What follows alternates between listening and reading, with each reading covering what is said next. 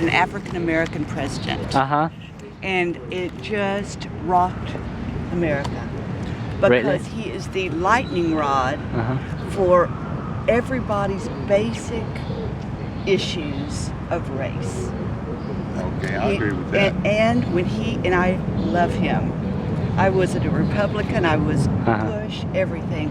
And when I saw him, it was just, I started watching him, and he has been, to me, an incredibly gracious and strong man through these times. But there's a whole bunch of Americans who are very unhappy because they want to take our country back to what? All white people?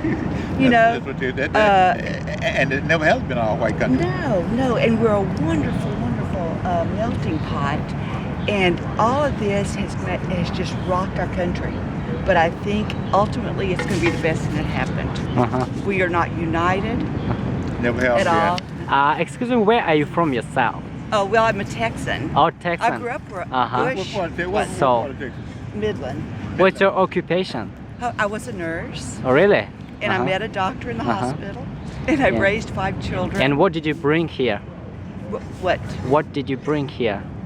To D.C.? Yeah. What did I come here for? Yeah. Oh, my daughter's here at American University. And I'm visiting her. It's your first time coming to Washington, D.C.? No, I've been here. What do you think about Washington, D.C.?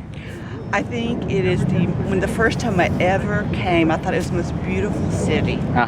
And I've always loved European cities like Paris and London. And I think we've got a city just as beautiful and just as historic. That's great. I love D.C. And I love the metro. I love the diversity. And good. I love Gotcha. it.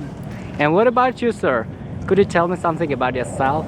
Well, I was born in Louisiana. I was raised in Fort Worth, Grambling, Louisiana. I was born in Fort Worth, Texas. I was born in Grambling, Louisiana, raised in Fort Worth, Texas. And 35 years ago, I became a wanderer in search of the answers to life. 35 years. 35 years ago. I traveled 5 provinces of Canada, 44 continental of the United States, 11 states of Mexico, and Belize. And all of my out-of-country travels were before 1980. And since 1983, all of my travel, since 1981, all of my travels have been barefooted. Since 1982, it's been without pants. Since 1983, it's been without shirts. All in finding the answers to life. I see. In secular language, I would be called a philosophy.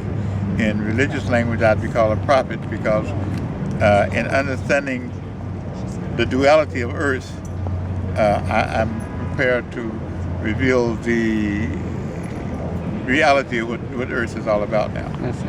What do you think of President Barack Obama? Well, his intent before he became the Democratic nominee for president, his intent was actually to bring change to this country. But once he became the Democratic nominee, he was disappeared for 3 days along with Hillary Clinton, and he was shown some of the things that, like what really happened to John Fitzgerald and his brother, what really happened to King. He was shown what really happened to that. Not the official report, but the true report. And then he was reminded that he has a wife and 2 children, and if he doesn't play the game of them who had groomed him for his position, then he's first his wife and children may come first, or they just may go to him direct. And so he's just a puppet on a string like all the other presidents.